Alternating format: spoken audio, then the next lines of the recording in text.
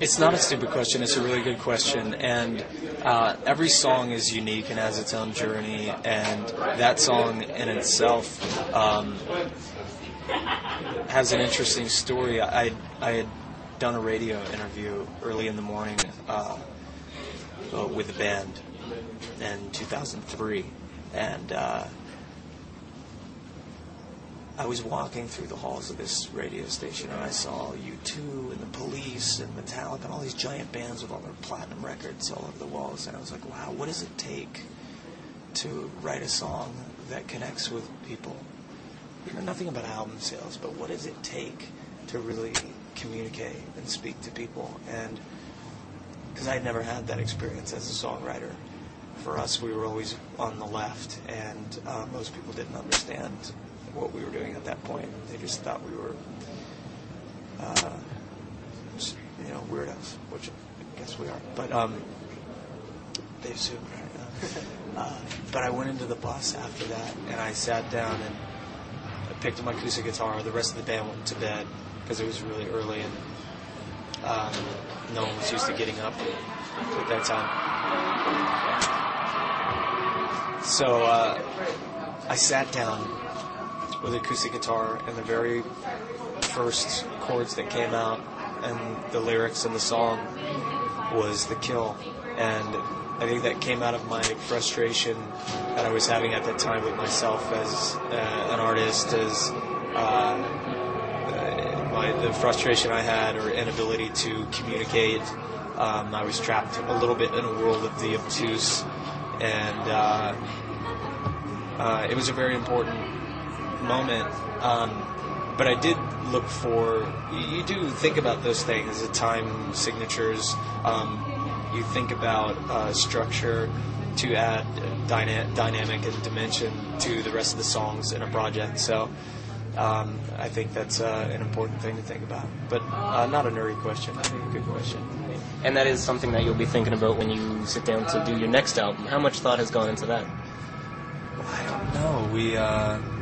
I like to reserve any thought or conversation about the next record until I really am free and clear of everything. We're so in the middle of this record still. It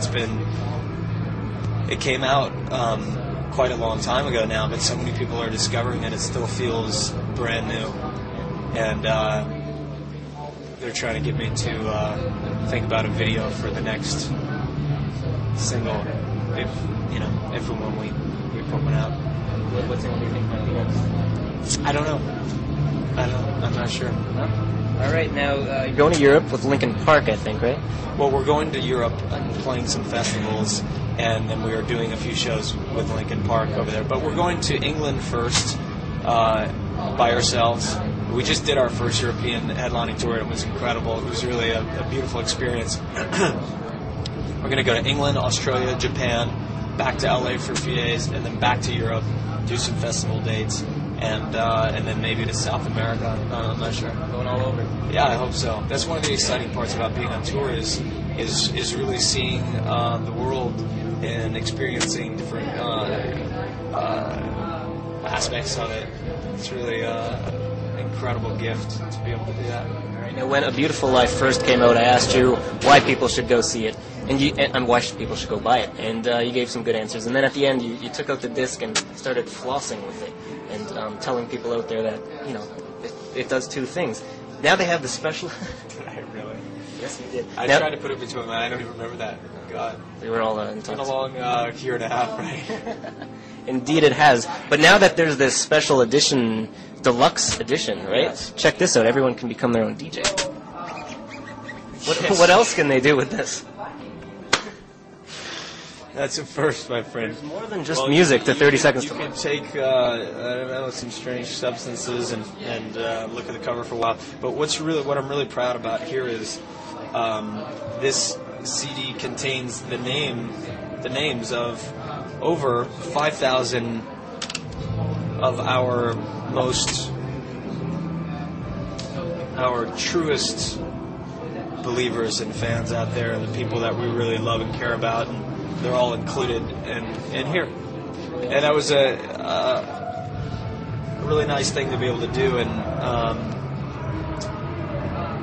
very proud of this one here. Anything else that you want to tell all those people out there? Probably some of the names that are listed are watching this interview my now. grandma's right in here. Yeah. She makes good macaroni. How'd you know? I've been there. Have you really? No, you mentioned it last time, and I just remember. 'Cause I really want some of that macaroni. It sounded really good. Grandma, come on. Yeah, she's a great cook. This is fun to do something different. I mean, the CD had been out so long, so we wanted to include some other things and to kind of revisit the artwork. And really, it's a tribute. It's called Gravitas, and right here, and it means thank you in Latin. And it was really a way to thank the people that had believed in us early on, and those guys are our foundation, and they always will be, and we won't ever forget it. Well, Jared Leto from 30 Seconds to Mars, thanks very much for taking the time, as always.